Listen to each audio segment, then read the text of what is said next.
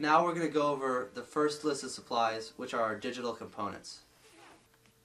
Your digital components are one half of the equation in order to complete your stop motion movie.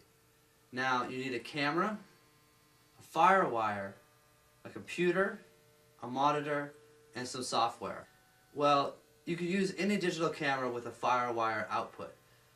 A Firewire output is basically a way to transfer information from your camera to your computer. The Firewire should be 4-pin to 6-pin, and the 6-pin goes into the back of your computer and the 4-pin goes into your digital camera. It does not matter if you have a digital video camera or a digital still camera. When considering your camera, make sure that your digital camera has a Firewire out. And when buying your camera, if you don't have one already, consider the quality of your camera because that will affect your picture. The higher quality your camera is, the higher quality your picture is going to be.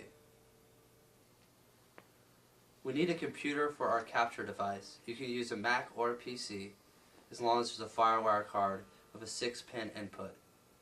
Now you need also to get software for your computer, and for our purposes today we're using Stop Motion Pro. If you have a Mac you can use Stop Motion Pro, and there's a lot of other software as well that you can find as long as you have something that can capture the pictures and organize them for you.